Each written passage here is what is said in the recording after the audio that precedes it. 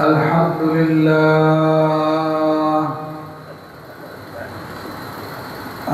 لله نحمده ونستعينه ونستغفره ونؤمن به ونتوكل عليه ونعوذ بالله من شرور أنفسنا ومن سيئات أعمالنا من يهده الله فلا مضل له ومن يضلل فلا هادي له ونشهد أن لا إله إلا الله وحده لا شريك له ونشهد أن سيدنا وسندنا وهادينا ومرشدنا وقائدنا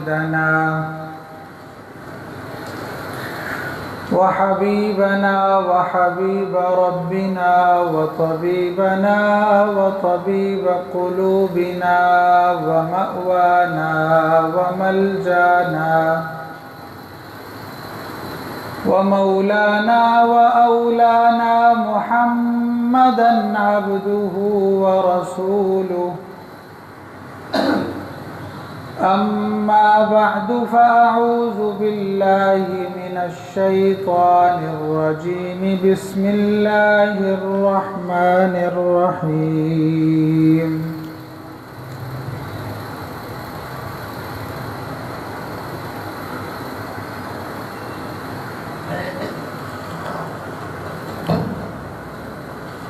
لقد كان لكم في رسول الله أسوة حسنة لمن كان يرجو الله واليوم الآخر وذكر الله كثيرا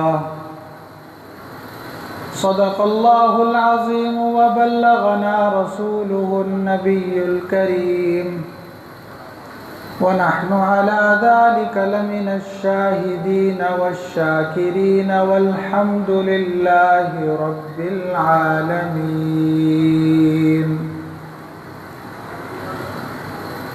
محبت کے ساتھ عقیدت کے ساتھ بلند آواز سے درود پاک پڑھیں.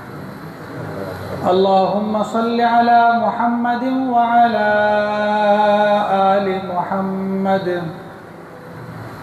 كما صليت على إبراهيم وعلى آل إبراهيم إنك حميد مجيد. اللهم بارك على محمد وعلى آل محمد كما باركت على إبراهيم وعلى آل إبراهيم إنك حميد مجيد.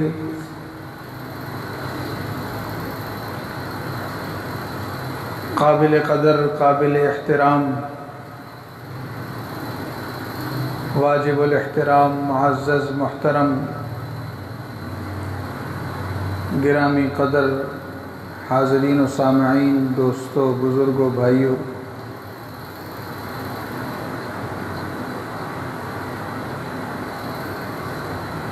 اللہ رب العزت نے ساری کی ساری بھلائیاں اور خیریں، ساری کی ساری کامیابیاں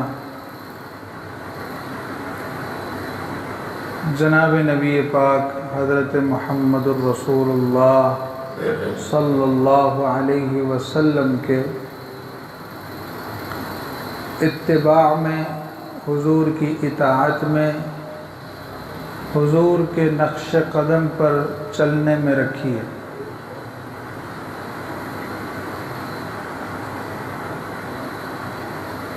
خیر الہدی ہدی محمد صلی اللہ علیہ وسلم. سب سے بہترین ہدایت،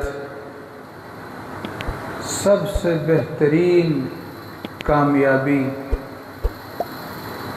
سب سے بہترین ترقی وہ جناب نبی پاک صلی اللہ علیہ وسلم کی شریعت، حضور کا طریقہ، حضور کی سنت، حضور کی زندگی کے مطابق زندگی گزارنا، اپنے نبی کے طریقے پر چلنا، یہ دنیا میں سب سے بڑی خیر ہے، سب سے بڑی ترقی ہے، سب سے بڑی کامیابی ہے۔ اپنے نبی کے طریقے کو چھوڑ کر کسی اور طریقے پر چلنا، یہ دنیا کی سب سے بڑی ناکامی ہے، سب سے بڑی ضلالت، گمراہی ہے، اور سب سے بڑی ذلت اور رسوائی ہے۔ یہ اللہ نے طے کر دیا ہے۔ کامیابی اور ناکامی کا معیار اللہ نے طے کر دیا۔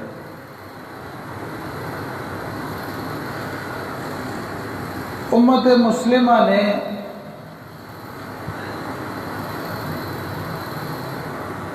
اس دنیا میں جب بھی ترقی حاصل کی ہے، کامیابی حاصل کی ہے، وہ جناب نبی پاک صلی اللہ علیہ وسلم کے طریقے کو مضبوطی سے تھام کر اس کے مطابق جب اپنی زندگیوں کو ڈھالا ہے، تب اللہ نے انہیں ترقی نصیب فرمائی۔ جب انہوں نے اللہ کے قرآن کو، نبی کے فرمان کو چھوڑا ہے، تو اللہ تعالیٰ نے انہیں زمین پر دے مارا، ذلیل و رسوا کر دیا۔ کوئی بھی انسان، کوئی بھی قوم دنیا میں کامیاب نہیں ہو سکتی، اور مسلمان تو کسی لحاظ سے کبھی کامیاب ہو ہی نہیں سکتے جب تک کہ نبی پاک صلی اللہ علیہ وسلم کے طریقے کو، حضور کی سنت کو، حضور کی شریعت کو اپنائیں۔ نہ اپنائیں جب تک، اس وقت تک ان کی کامیابی مقدر میں ہی نہیں ہے۔ یہ ہو نہیں سکتا کہ کوئی شخص کامیاب ہو جائے نبی کے طریقے کو چھوڑ کر۔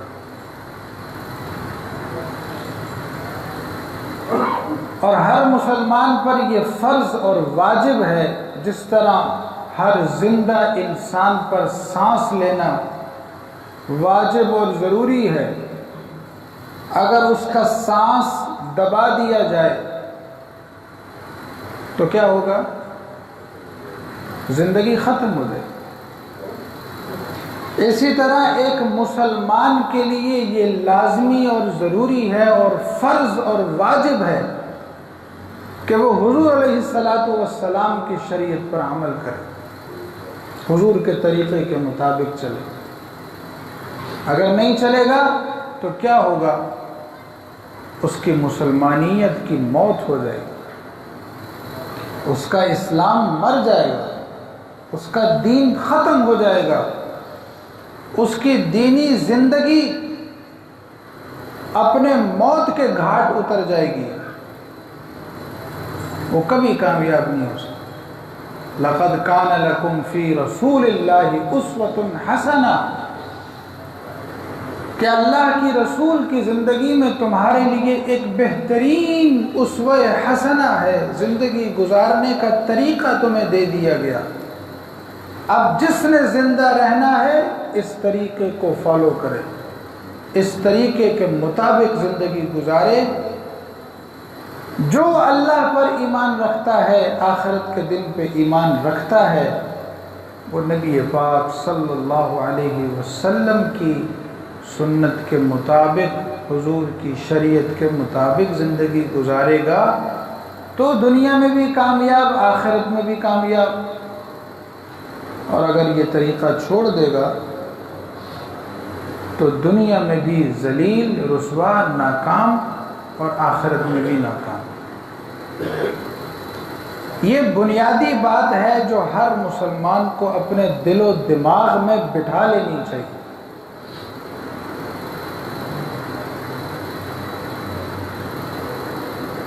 آج کا مسلمان، آج کی دنیا کی سب سے بڑی جو بیماریاں ہیں اور آج کے مسلمان کی سب سے بڑی جو کمزوریاں ہیں، جتنی بھی برائیوں کا آپ نام لے لیں، جھوٹ ہے، بددیانتی ہے، دھوکہ ہے، فریب ہے، رشوت ہے، سود ہے، حرام خوری ہے، حرام کاریاں ہیں، جتنے بھی گناہوں کا، جتنے بھی جرائم کا آپ نام لیں، ان میں بنیادی طور پر 3 سب سے بڑی بیماریاں ہیں، 3 سب سے بڑے جرم ہیں جس کی وجہ سے یہ سارے جرم ہوتے ہیں دنیا میں۔ 3 سب سے بڑے جرائم ہیں انسان کے۔ جب تک کوئی معاشرہ، کوئی انسان ان جرموں کو ختم نہیں کرے گا، کسی بھی معاشرے کی کبھی اصلاح نہیں ہو سکتی۔ پہلے ان 3 چیزوں کو اختیار کرنا پڑے گا، 3 جرائم کو چھوڑنا پڑے گا۔ نمبر 1، جہالت۔ نمبر 1 کیا ہے؟ جہالت۔ اور جہالت بھی دین کی جہالت، دین کا علم نہ ہونا، حلال اور حرام کا علم نہ ہونا،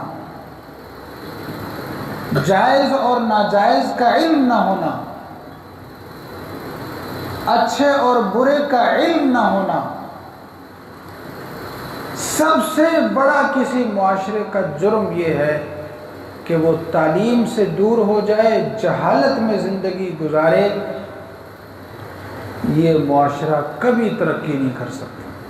جس معاشرے میں تعلیم نہ ہو وہ معاشرہ کبھی ترقی نہیں کر سکتا۔ اور ہمارے معاشرے کی بھی پسماندگی اور معاشرے کی خرابیوں کی سب سے بڑی وجہ یہ ہے کہ ہمارے ہاں تعلیم کا شوق نہیں ہے، اور جو تعلیم حاصل کرتے بھی ہیں وہ بھی دنیا کمانے کے لیے حاصل کرتے ہیں، اور جو اپنے بچوں کو تعلیم دلواتے ہیں وہ بھی صرف دنیا کے لیے کہ کچھ پڑھ لکھ جائے تو کل کسی کمان جوگا رہے گا، کچھ کما سکے گا، کچھ کھا سکے گا۔ کمانے اور کھانے کے لیے تعلیم حاصل کی جاتی ہے۔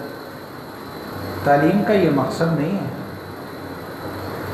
تعلیم کا مقصد تو انسان کا شعور ہے،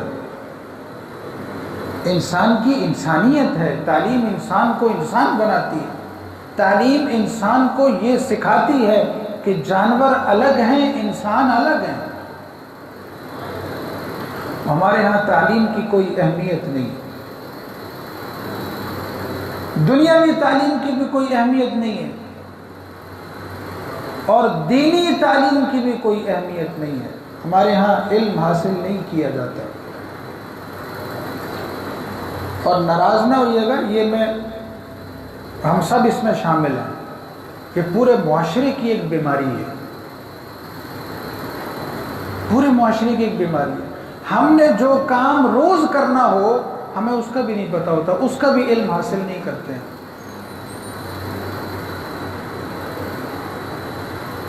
نماز فریض اسلام کے فرائض میں سے ہے۔ نماز کے بارے میں کتنا دینی علم رکھنا ضروری ہے یہ نماز پڑھنے والوں کو بھی نہیں پتا۔ بس ایک دوسرے کو دیکھا داکھی پڑھتے رہے، سیکھتے رہے، چل رہے ہیں، بس اللہ قبول کرے مطمئن ہو کے۔ حالانکہ علم حاصل کرنا، علم کے لیے تو اللہ نے اپنے نبی کو بھیجا۔ انما بعثت معلما، مجھے اللہ نے معلم بنا کر بھیجا ہے، میں سکھانے کے لیے آیا ہوں۔ اللہ نے اگر صرف کتاب بھیجنی ہوتی تو آسمان سے نازل کر دیتے، کوئی فرشتہ بھیج دیتے کسی پہاڑ پر، کتاب رکھ جاتا اور اعلان کر دیتا، لوگوں یہ اللہ کی کتاب آ گئی ہے، اٹھاؤ پڑھو اور اس کے مطابق زندگی گزارو، جو گزارے گا جنت جائے گا، جو نہیں گزارے گا جہنم جائے گا۔ چلو پیغام پہنچ گیا، بس کام ختم۔ ایک نبی بھیجا، ایک نہیں 1.25 نبی بھیجے جو ایک ایک بات پہ سکھاتے ہیں۔ جیسے بچوں کی تربیت کی جاتی ہے، ایسے نبی اپنی قوم کی تربیت کرتے ہیں، علم سکھاتا ہے۔ آج ہمیں علم کی بات پوچھنے میں شرم آتی ہے، ہمیں علم سیکھنے میں شرم آتی ہے۔ کچھ تو شرما شرمی میں نہیں سیکھتے، نہیں پوچھتے کہ اگلا کیا کہے گا، اتنا بڑا ہو گیا، انہیں پتہ ہی نہیں۔ تو پھر کیا ہو گیا؟ نبی پاک صلی اللہ علیہ وسلم کا فرمان نہیں سنا؟ حضور نے فرمایا ماں کی گود سے لے کے جب تک قبر میں نہ پہنچ جاؤ علم حاصل کرتے رہو، سیکھتے رہو، یہ اتنا ضروری ہے۔ پوچھتے رہو، سیکھتے رہو، ہر کام سیکھ کر کرو۔ انسان اور جانور میں فرق ہی علم کا ہے۔ تو آج کے معاشرے کی سب سے بڑی بیماری بے علمی ہے۔ دین کا کوئی علم نہیں، نماز روزے کا علم نہیں، جہالت ہے۔ اعتکاف، ابھی اعتکاف گزرا ہے، ایک صاحب اعتکاف بیٹھے، مغرب کی نماز سے اعتکاف شروع ہو جاتا ہے، تو مغرب کی نماز سے اعتکاف شروع ہوا اور حجرہ، مسجد کا حجرہ بنا ہوا تھا، وہ مسجد سے باہر ہوتا ہے، مسجد میں شامل نہیں ہے۔ تو ہم حجرے میں بیٹھے تھے، افطار کر رہے تھے، انہوں نے مسجد میں بیٹھ کے افطار کیا، اور افطار کرنے کے بعد 2 4 5 منٹ گزرے تو گھر سے کچھ افطاری کا کچھ سامان آیا تھا، تو ان کو خیال ہوا کہ مول صاحب اندر بیٹھے ہوئے ہیں تو چلو میں ان کو بھی کھلاؤں۔ تو وہ جناب بھاگے، پلیٹ اٹھا کر بھاگے، اور میں اندر حجرے میں تھا تو میرے پاس آ گئے، کہنے لگے یہ مول صاحب آپ بھی کھائیں، گھر سے افطار کا سامان آیا۔ میں نے کہا جی مبارک ہو آپ کو، ابھی 4 5 منٹ ہوئے آپ کا اعتکاف شروع ہوا ہے، تو یہ تو میں کھا لوں گا، لیکن آپ نے اپنا اعتکاف 5 منٹ کے اندر اندر توڑ دیا۔ ابھی اعتکاف شروع ہوا اور 5 منٹ میں توڑ بھی دیا انہوں نے۔ کیا وجہ ہے؟ علم نہیں، سیکھا نہیں کہ مسجد سے باہر ایک قدم بھی نہیں نکال سکتے، وہ 5 منٹ کے اندر اندر توڑ دی۔ تو یہ ہمارا مسئلہ ہے، ہم نماز پڑھتے ہیں، نماز کا علم کوئی نہیں ہمیں، دیکھا دیکھی بس تھوڑا بہت جو سن لیا وہ اسی سے علم حاصل کیا، بس کام جگاڑ پہ کام چل رہا ہے۔ بے علمی سب سے بڑا جرم ہے اس معاشرے کا۔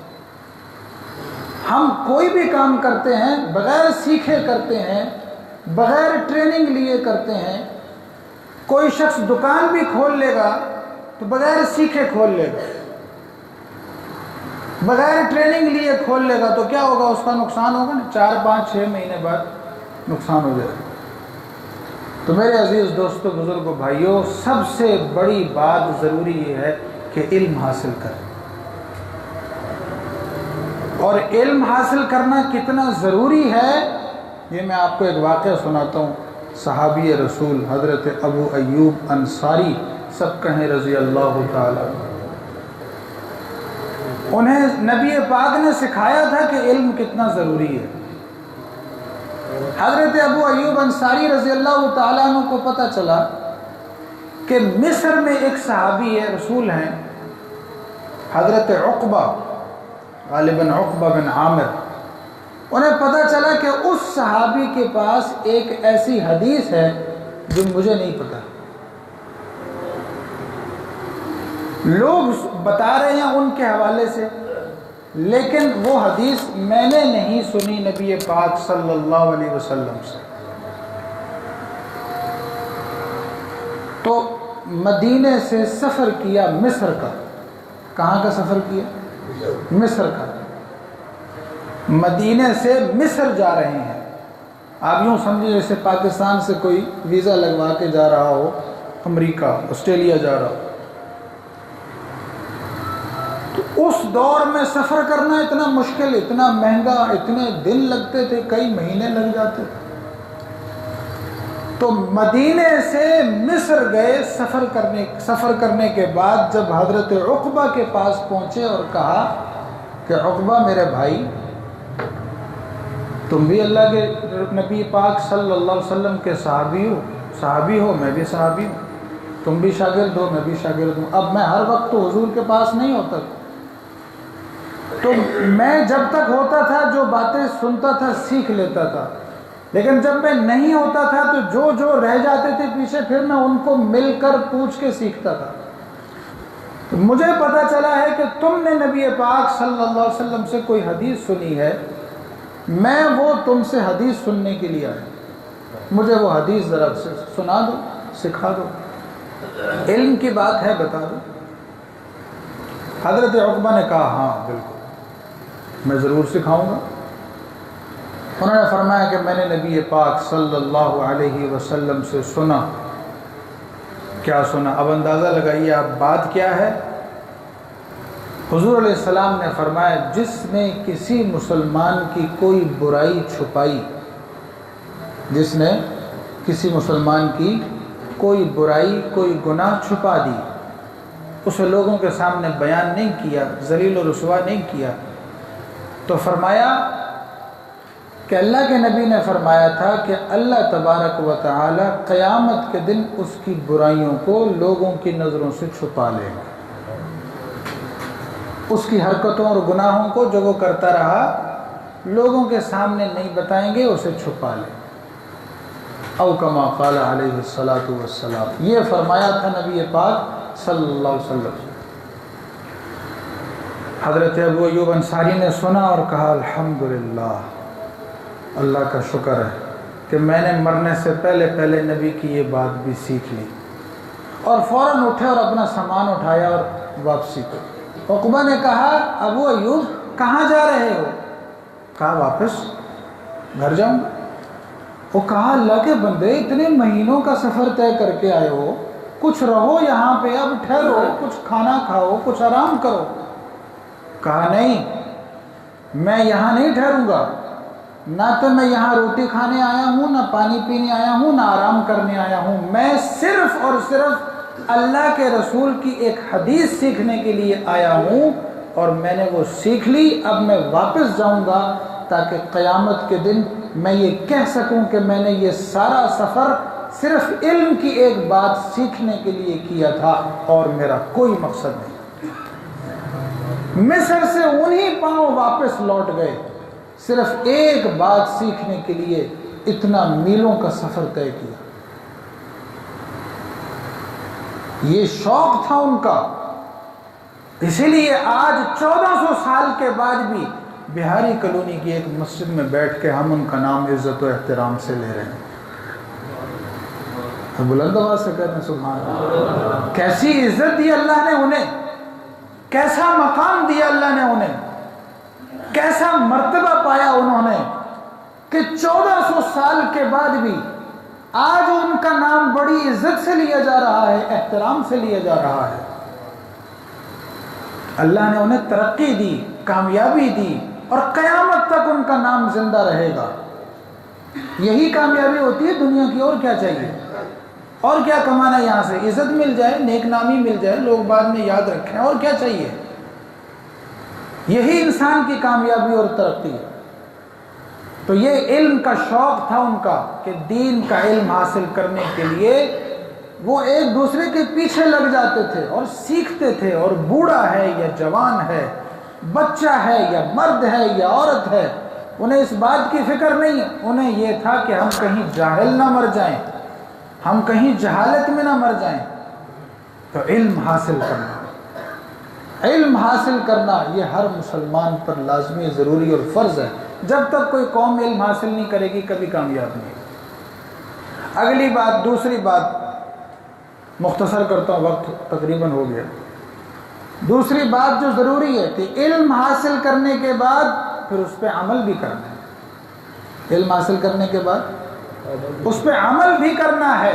علم حاصل کرنا ہی اس لیے کہ اس پہ عمل کیا جائے، پھر اس پہ کامیابی حاصل ہو اور اس کے اور ثمرات دیکھنے کو ملیں. دوسری بیماری ہماری قوم کی یہ ہے جس کی وجہ سے ہم کبھی کامیاب نہیں ہو سکتے. ایک تو یہ کہ علم حاصل نہیں کرتے، نہ دنیا پڑھتے نہ دین پڑھتے. دوسری بات یہ کہ جتنا ہمیں پتہ ہے ہم اس پہ عمل ہی نہیں کرتے. جتنا ہمیں حلال حرام جائز ناجائز کا پتہ ہے ہم اس پہ عمل نہیں کرتے. ایک دوسرے کو بتانے کے لیے ٹھیک ہے اور اپنے آپ کو مطمئن کرنے کے لیے ٹھیک ہے، ہاں مینوں پتہ ہے مینوں پتہ ہے سارا پتہ ہے مینوں، لیکن عمل نہیں کرنا. تو جو شخص علم حاصل ہو جانے کے بعد عمل بھی نہ کرے وہ قوم بھی کبھی کامیاب نہیں ہو سکتی. یہ بھی بیماری ہماری قوم میں، ہم سب میں، مجھ میں ہے یہ کہ علم ہونے کے بعد عمل نہیں کرنا. اللہ تعالی ہمیں اپنی یہ بیماری دور کرنے کی توفیق نصیب فرمائے. ترقی انسان کو ملتی ہے، کامیابی ملتی ہے اگر وہ اپنے علم پر عمل کرنا شروع کر دے. اللہ تعالیٰ اس کو کامیابیاں دیتے ہیں، ترقیاں دیتے ہیں، برکتیں نصیب کرتے ہیں. اس پر بھی ایک واقعہ سن لیں حضرت ثعلبہ کا. حضرت ثعلبہ پتہ نہیں ہم کو کہنا چاہیے کہ نہیں کہنا چاہیے. ثعلبہ ایک شخص تھا، حضور پاک صلی اللہ علیہ وسلم کا صحابی تھا، حضور کے ساتھ رہتا. نبی پاک صلی اللہ علیہ وسلم کے پاس آیا، کہا یا رسول اللہ آپ دعا کریں اللہ تعالیٰ مجھے پیسہ دے دے، دولت دے دے، رزق دے دے. پیسہ دے دے، دولت دے دے، رزق دے دے، میں امیر ہو جاؤں. حضور علیہ السلام نے فرمایا تھوڑے پیسے ہونا اور شکر کی توفیق ہونا یہ اچھی بات ہے، بجائے اس کے کہ تیرے پاس اتنے زیادہ پیسے ہو جائیں اور تجھے شکر کی توفیق ہی نہ ملے. تو جتنا ہے اس پہ گزارا کرو یار، چلو وقت گزارو. کہا نہیں، مجھے بڑا شوق ہے میرے پاس پیسہ ہو، دولت ہو. میں آپ سے وعدہ کرتا ہوں میں حقداروں کو حق دیا کروں گا، میں بھوکوں کو کھانا کھلاؤں گا، میں غریبوں پر خرچ کیا کروں گا، آپ میرے لیے دعا کر دیں. کئی دفعہ حضور کو کہا. ایک دن حضور پاک صلی اللہ علیہ وسلم نے فرمایا اچھا ثعلبہ کر دیتے ہیں تمہارے لیے دعا. حضور نے دعا کے لیے ہاتھ اٹھا دیے، کہا یا اللہ اس کو مالا مال کر دے. دن گزرنے لگے، ثعلبہ کی چاندی ہو گئی، پیسہ آنے لگا، دولت آنے لگی، کامیاب ہو گیا، دنیاوی لحاظ سے امیر ہو گیا. پہلے حضور پاک صلی اللہ علیہ وسلم کے پاس روزانہ نماز پڑھتا تھا، اب نماز میں حاضر نہیں، صرف جمعے میں آتا ہے. پھر کچھ دن گزرے، جمعے میں بھی نہیں. حضور نے پوچھا وہ ثعلبہ کدھر گیا؟ کہا یا رسول اللہ وہ مدینہ چھوڑ کے، گھر چھوڑ کے شہر سے باہر چلا گیا ہے کیونکہ اس کے پاس بکریاں بہت زیادہ ہیں، جانور بہت زیادہ ہیں تو وہ یہاں رکھ نہیں سکتا.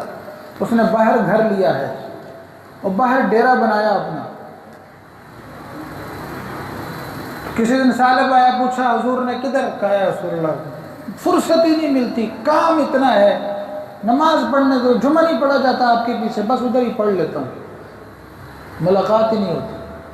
حضور نے فرمایا ثعلبہ دولت آ رہی ہے، دور ہوتے جا رہے ہو.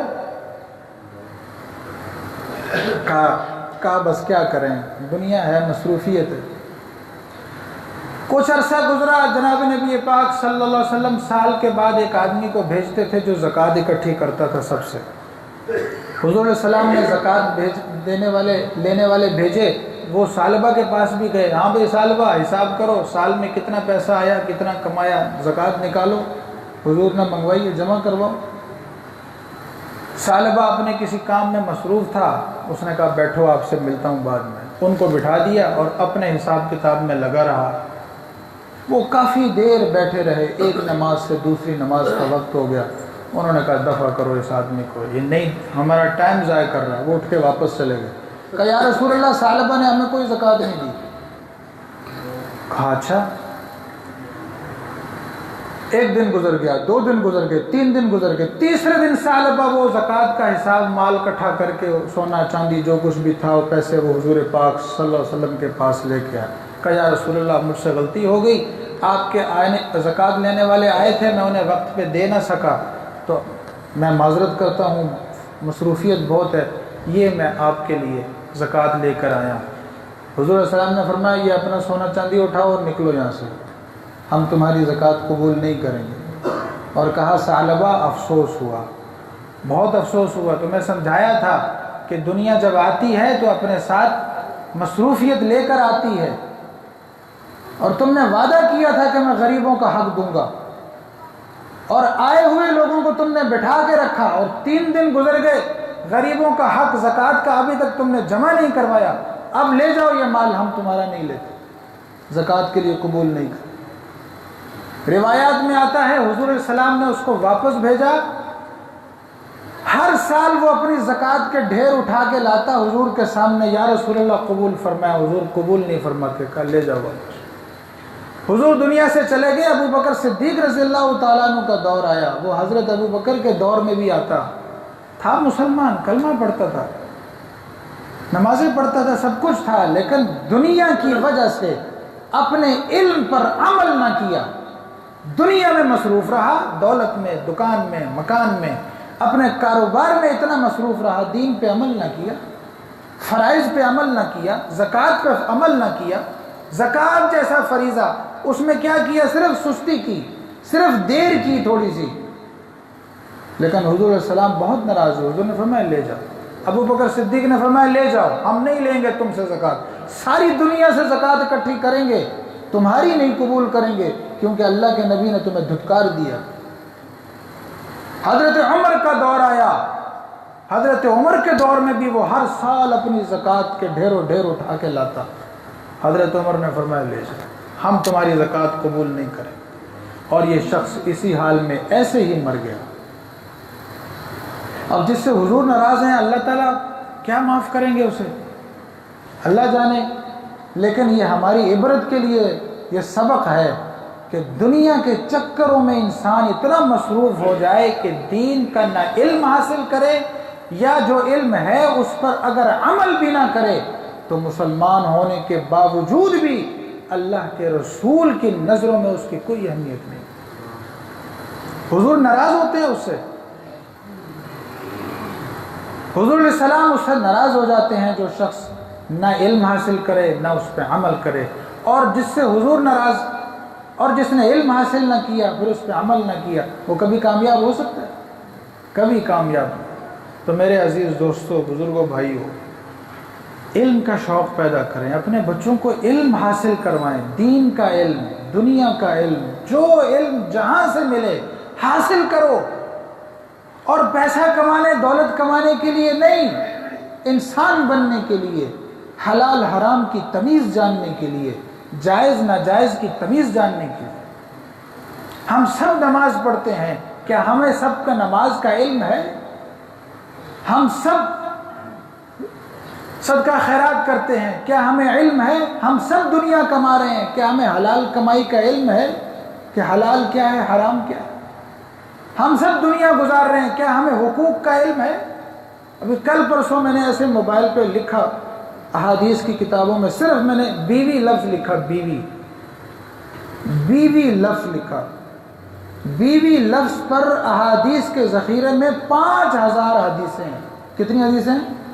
5000 حدیثیں ہیں میرے نبی کی، جس میں حضور نے بیوی کا ذکر کیا ہے۔ اب بتائیے، ہم سب شادی شدہ ہیں، ہمیں پتہ ہے؟ ہم نے پڑھی ہیں کبھی؟ پتہ ہی نہیں ہے۔ 5000 حدیثوں میں اللہ نے بیوی کا ذکر کیا۔ ہم نکاح کر لیتے ہیں، ہم نکاح نہیں سیکھتے، طلاق دے دیتے ہیں، طلاق کا طریقہ نہیں سیکھتے، زندگی گزار رہے ہیں، کوئی پتہ نہیں ہمیں ہمارے نبی نے کیسے بتایا، کیسے سکھایا، کیسے سمجھایا۔ کاروبار کر رہے ہیں، بس کری جا رہے ہیں، جی میں دنیا کر رہی ہوں، ایسی کر رہے ہیں۔ حلال حرام کا علم جانو، جائز ناجائز کا علم جانو، صحیح غلط کا علم جانو۔ اگلی نسل آ رہی ہے، وہ حلال حرام کی تمیز ہی نہیں کرے گی۔ یہ ضروری ہے، علم حاصل کرنا فرض ہے۔ طلب العلم فریضۃ علی کل مسلم، ہر مسلمان پر علم حاصل کرنا فرض ہے۔ دین کا علم حاصل کرنا، عقیدے کا علم حاصل کرنا، کیا چیز ہمارے اسلام کی ہے، کیا کفر کی ہے، یہ بھی علم حاصل کرنا۔ حضور نے فرمایا ایک ایسا زمانہ آئے گا بے علم لوگ ہوں گے، کوئی پتہ نہیں، صبح کو مسلمان ہوگا، شام تک کافر ہو چکا ہوگا، کوئی پتہ ہی نہیں، اسے ایسی بات کہہ دے گا، ایسی بات منہ سے نکالے گا اسے پتہ ہی نہیں وہ کافر ہو گیا، اور شام کو مسلمان ہوگا صبح تک کافر ہو جائے گا، پتہ ہی نہیں صبح سے شام تک ہم کیا بول رہے ہیں، کوئی کفریہ کلمہ، کوئی ناجائز کلمہ، کوئی شرک کا کلمہ تو نہیں بول دیا جس سے اللہ اس کا رسول ناراض ہو جائے۔ یہ کیسے پتہ چلے گا؟ علم حاصل کریں گے تو پتہ چلے گا۔ تو اپنے بچوں کو دینی مدارس میں بھیجو، قرآن سکھاؤ، حدیث سکھاؤ، فقہ سکھاؤ، دین کا علم عطا کرو، اس پہ اپنی زندگیاں صرف کرو، خود دین کا علم حاصل کرو، قرآن سیکھو، قرآن کی ایک ایک آیت سیکھو، نبی کا ایک ایک فرمان سیکھو، زندگیاں اس پہ لگا دو۔ حضرت ابو ہریرہ فرماتے ہیں میں حضور علیہ السلام سے علم سیکھتا تھا اور مجھے علم کا اتنا شوق تھا کہ ساری دنیا کمانے کے لیے دکانوں پہ نکل جاتی تھی، لیکن میں کہیں کمانے نہیں جاتا تھا، میں حضور کے دروازے پر پڑا رہتا تھا کہ جب حضور باہر آئے میں حضور کے ساتھ جو حضور فرماتے میں یاد کر لیتا، جو حضور فرماتے میں یاد کر لیتا۔ مجھے علم کا اتنا شوق تھا کہ میں کچھ کمانے نہ کمانے کی وجہ سے اکثر بھوکا رہتا تھا، اور اتنا بھوکا پیاسا رہتا کہ کبھی مجھے پیٹ پہ پتھر باندھنے پڑتے، کبھی میں اپنا پیٹ زمین کے ساتھ دبا کر سوتا تھا، اور کبھی مجھے مرگی کا دورہ پڑ جاتا اور لوگ مجھے اٹھاتے اور مجھ پانی چھڑکتے اور کہتے یہ بے ہوش ہو گیا ہے، اس کو مرگی کا دورہ پڑا ہے۔ فرماتے خدا کی قسم مرگی کا دورہ نہیں ہوتا تھا، بھوک کی وجہ سے گرتا تھا، بھوک کی وجہ سے گر جاتا تھا، کھانے کو کچھ نہیں ہوتا تھا، لیکن ہر وقت حضور کے ساتھ رہتا تھا، ہر وقت حضور کے انتظار میں رہتا تھا۔ اور سب سے زیادہ حدیثیں حضرت ابو ہریرہ کی ہیں، 5,500 حدیثیں صرف حضرت ابو ہریرہ رضی اللہ تعالیٰ عنہ نے بیان فرمائی۔ یہ علم حاصل کیا اور پوری امت تک علم پہنچا دیا۔ قیامت کی دیواروں تک مسلمان جب بھی علم کی بات کریں گے حضرت ابو ہریرہ کا نام سب سے پہلے آئے گا۔ اللہ نے اتنی عزت عطا کی، وہ فرماتے ایک دفعہ بھوک کی وجہ سے میں اپنے جسم کو لگا کر بیٹھا ہوا تھا کہ حضور علیہ السلام گھر سے باہر آئے، حضور نے فرمایا ابو ہریرہ کیا ہوا؟ میں نے کہا یا رسول اللہ بھوک لگی ہے، کچھ کھانے کو نہیں۔ حضور نے فرمایا آؤ۔ حضور اندر لے گئے گھر کے، حضور نے پوچھا کوئی کھانے کے لیے کوئی چیز ہے؟ تو دودھ کا ایک پیالہ ملا، دودھ کا ایک پیالہ، کہ یا رسول اللہ یہ کہیں سے آیا تھا آپ کے لیے۔ حضور علیہ السلام نے مجھے کہا ابو ہریرہ جاؤ سارے اصحاب صفہ کو بلا کے لاؤ، جتنے بھی سیکھنے والے علم سیکھنے والے اصحاب صفہ کے صحابی ہیں، کہا ان کو بلا کے لاؤ۔ ابو ہریرہ فرماتے میرے ذہن میں خیال آیا اصحاب صفہ تو 70 صحابہ کرام ہیں، اور مجھے اتنی بھوک لگی ہے، دودھ کا ہے جو پیالہ ہے، او یا رسول اللہ مینوں دیو، میرا تو کچھ بنے، 70 بندیاں نو کی پیو گے تو؟ میرے دل میں خیال آیا، لیکن حضور نے فرمایا ان کو بلا کے لاؤ۔ میں بلا کے لے آیا، 70 صحابہ آ گئے، حضور علیہ السلام نے فرمایا بیٹھو، سب بیٹھ گئے۔ حضور نے ابو ہریرہ کو، اب حضرت ابو ہریرہ کو یہ خیال ہوا کہ پہلے مجھے دے دیں، میں ہی پی لوں، باقی بعد میں دیکھیں گے، پہلے میں تو پیوں کچھ۔ لیکن حضور نے کیا کیا؟ ابو ہریرہ آؤ، اٹھو، یہ پیالہ لو اور سب کو پلاؤ۔ ابو ہریرہ نے کہا لو جی، میں کیا ہون میری واری تھے آخر سے، پہلے سب کو پلاؤ۔ ابو ہریرہ فرماتے میں نے وہ پیالہ لیا اور ایک ایک کے پاس وہ پیالہ لے کر پہنچا، خدا کی قسم وہ میں پیالہ اس کو دیتا، وہ جتنا اس میں سے پی لیتا، جب اس کا پیٹ بھر جاتا وہ واپس کرتا، میں دیکھتا دودھ اسی طرح پیالے میں اتنا کا اتنا موجود۔ کہتے میں نے سب کو دودھ پلایا، سب کو، 70 صحابہ کرام کو، اور جب آخر میں پیالہ لے کر حضور علیہ السلام کے پاس پہنچا، حضور علیہ السلام نے مجھے دیکھا اور کہا کہ ابو ہریرہ اب صرف تم اور میں باقی رہ گئے ہیں، باقی سب نے پی لی ہے۔ اور پھر حضور نے فرمایا ابو ہریرہ بیٹھو اور پیو، اب تم بیٹھو اور پیو۔ اور کہا میں نے دودھ پیا، میں نے رج کے دودھ پیا، اور پھر میں نے کہا یا رسول اللہ بس ہو گئی۔ حضور نے فرمایا نہیں اور پیو، پھر میں نے پیا، اور پھر جب میری بس ہو گئی میں نے کہا یا رسول اللہ بس، کہا نہیں اور پیو۔ حضور نے تیسری دفعہ مجھے پلایا، اور حضرت ابو ہریرہ فرماتے ہیں میں نے اتنا دودھ پیا، اس دن میں نے اتنا دودھ پیا کہ میرے ناخنوں میں بھی دودھ کے نشان مجھے نظر آنا شروع ہو، مجھے ایسا لگ رہا ہے جیسے میرے اندر دودھ ہی دودھ ہو گیا۔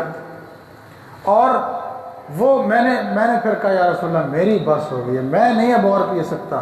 پھر حضور نے وہ پیالہ مجھ سے لیا اور 70 صحابہ کا پیا ہوا، پھر آخر میں وہی جھوٹا 70 صحابہ کا پیا ہوا جھوٹا سرکار دو عالم صلی اللہ علیہ وسلم نے دودھ پیا، اور پھر وہ پیالے سے دودھ ختم ہوا۔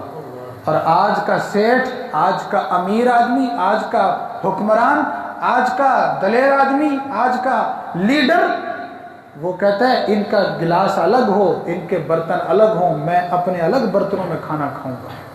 اور حضور علیہ السلام اپنے صحابہ کے ساتھ کس طرح وقت گزارے۔ وقت ختم ہو گیا، بلکہ کافی زیادہ ہو گیا، معذرت 5-10 منٹ غالباً اوپر ہو گئے۔ مقصد یہ ہے کہ کوئی بات سمجھ میں آ جائے۔ اللہ تعالی ہمیں عمل کی توفیق نصیب فرمائے۔ علم حاصل کریں گے انشاءاللہ، علم کا شوق پیدا کریں گے، اپنی اولاد کو جو کچھ خود نہیں سیکھ سکے کوشش کرتے ہیں کہ ہم بھی سیکھ لیں، لیکن اولاد کو سکھا دیں علم، اگلی نسل تو جاہل نہ رہے، کم از کم کریں گے جی انشاءاللہ اس کی کوشش۔ علم حاصل کرنا ہے اور جتنا علم آ جائے اس پہ عمل کرنا ہے انشاءاللہ۔ اگر ہم یہ کریں گے کوئی بعید نہیں ہے، انشاءاللہ اللہ تعالی ہمیں اور اس قوم کو ضرور ایک نہ ایک دن ترقی نصیب فرمائیں گے۔ علم اور عمل سے ہی ترقی ملتی ہے۔ اللہ تعالی مجھے آپ کو عمل کی توفیق نصیب فرمائے۔ وآخر دعوانا الحمدللہ رب العالمین۔